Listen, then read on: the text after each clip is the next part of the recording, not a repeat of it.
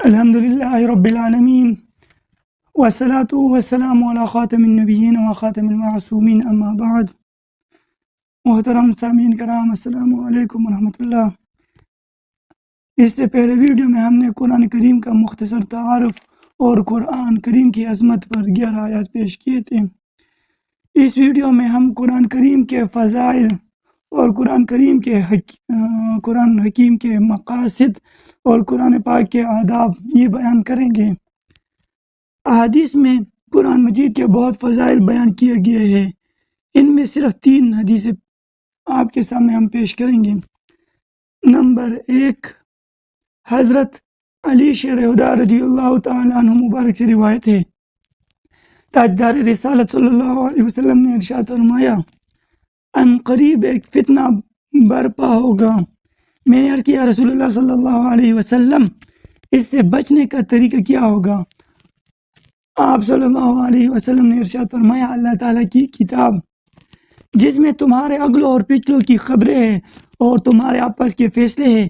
قرآن فیصلہ کن ہے اور یہ کوئی مذاق نہیں۔ جو ظالم اسے چھوڑ دے گا اللہ تعالیٰ اسے تباہ کر دے گا، اور جو اس کے غیر میں ہدایت ڈھونڈے گا اللہ تعالیٰ اسے گمراہ کر دے گا۔ وہ اللہ تعالیٰ کی مضبوط رسی اور وہ حکمت والا ذکر ہے، وہ سیدھا راستہ ہے۔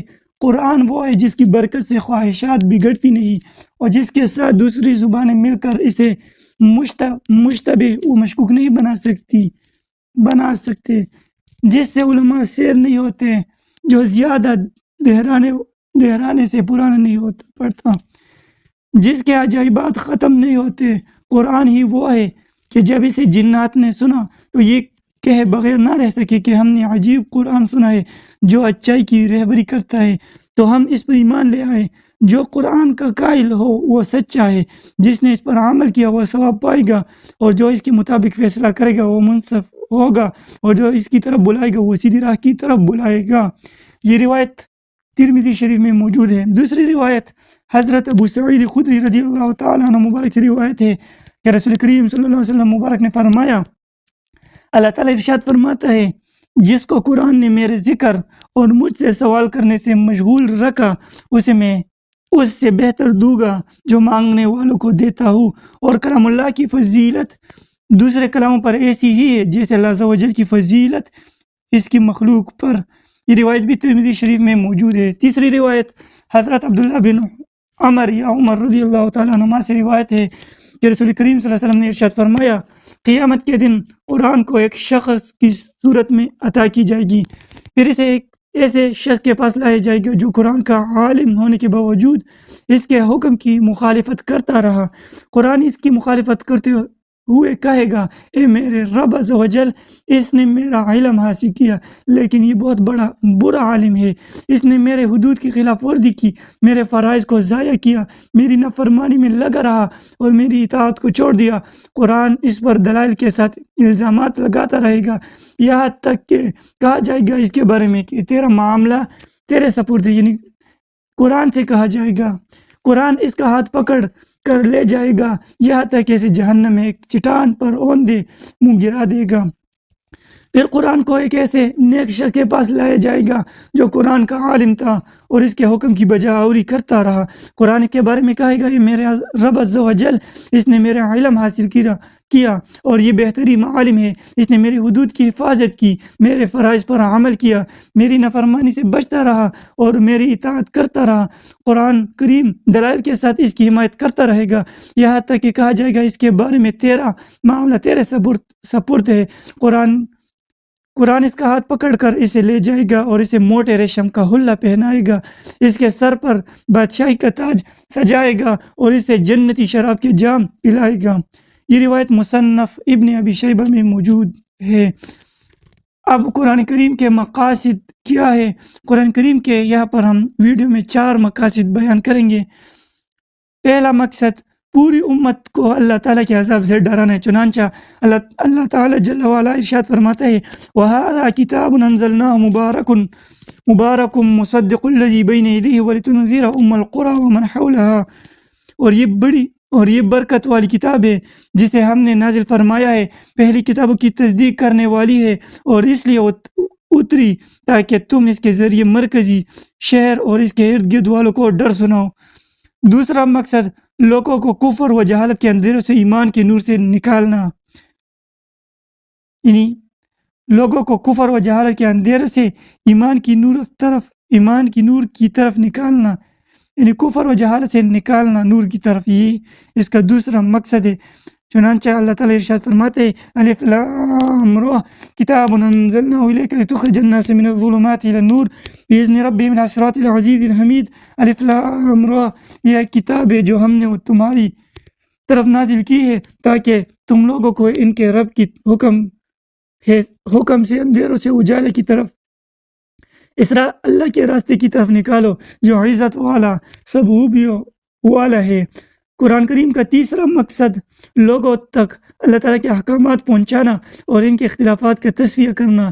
چنانچہ اللہ تعالیٰ ارشاد فرماتا ہے وَأَنزَلْنَا إِلَيْكَ الذِّكْرَ لِتُبَيِّنَ لِلنَّاسِ مَا نُزِّلَ إِلَيْهِمْ وَلَعَلَّهُمْ يَتَفَكَّرُونَ، اور اے حبیب صلی اللہ علیہ وسلم ہم نے تمہاری طرف یہ قرآن کریم نازل فرمایا تاکہ تم لوگوں سے وہ بیان کرو جو ان کی طرف نازل کیا گیا ہے اور تاکہ وہ غور و فکر کرے۔ اور ارشاد فرمایا وَمَا أَنزَلْنَا عَلَيْكَ الْكِتَابَ إِلَّا لِتُبَيِّنَ لَهُمُ الَّذِي اخْتَلَفُوا فِيهِ وَهُدًى وَرَحْمَةً لِقَوْمٍ يُؤْمِنُونَ، اور ہم نے تم پر یہ کتاب اس لیے نازل فرمائی ہے تاکہ تم لوگوں کے لیے وہ بات واضح کرو جس میں انہیں اختلاف ہے، اور یہ کتاب ایمان والوں کے لیے ہدایت اور رحمت ہے۔ قرآن کریم کا چوتھا مقصد اس کی آیتوں میں غور و فکر کر کے نصیحت حاصل کرنا ہے۔ چنانچہ اللہ تعالیٰ جل وعلا ارشاد فرماتا ہے کتاب انزلناہ الیک مبارک لیدبروا آیاتہ ولیتذکر اولو الالباب، یہ قرآن ایک برکت والی کتاب ہے جو ہم نے تمہاری طرف نازل کی ہے تاکہ لوگ اس کی آیتوں میں غور و فکر کرے اور عقل مند نصیحت حاصل کرے۔ قرآن کریم کے آداب کے بارے میں علماء نے تو بہت سے آداب بیان کیے، لیکن یہاں پر صرف 6 بیان آپ کے سامنے پیش کی جا رہی ہے۔ نمبر 1، قرآن مجید کی کتابت نہایت خوشخط اور واضح حرفوں میں کی جائے، کاغذ بھی بہت اچھا، روشنائی بھی خوب اچھی ہو کہ دیکھنے والے کو اچھا معلوم ہو۔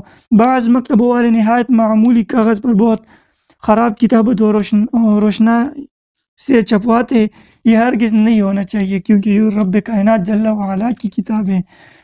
دوسری، فی زمانہ قرآن کریم کے تراجم بھی چھاپنے کا رواج ہے، اگر ترجمہ صحیح ہو تو قرآن مجید کے ساتھ چھاپنے میں کوئی حرج نہیں، اس لیے کہ اس سے آیت کا ترجمہ جاننے میں سہولت ہوتی ہے، مگر تنہا ترجمہ تباہ نہ کیا جائے۔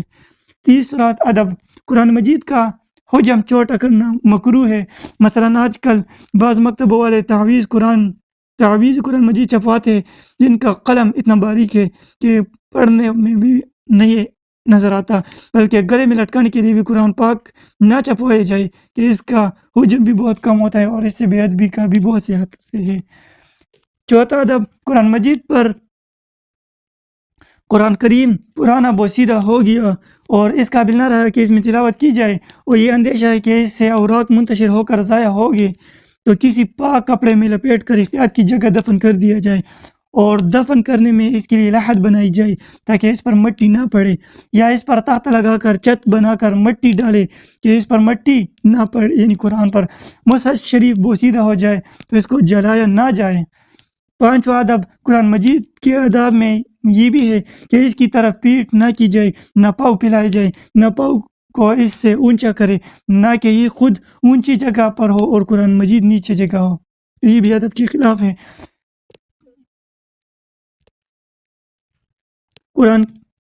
ادب نمبر 6، قرآن مجید کو جزدان و غلاف میں رکھنا ادب ہے۔ صحابہ و تابعین رضی اللہ تعالیٰ عنہم کے زمانے سے اس زمانے کے مسلمانوں تک یہ عمل جاری ہے، یہ بہار شریعت میں موجود ہے۔ اللہ جل وعلا ہمیں قرآن کریم کے پر عمل کرنے کی توفیق عطا فرمائے اور دوسروں تک اس کو پہنچانے کی توفیق عطا فرمائے۔ تو ملتے ہیں اگلی ویڈیو میں۔ السلام علیکم ورحمۃ اللہ۔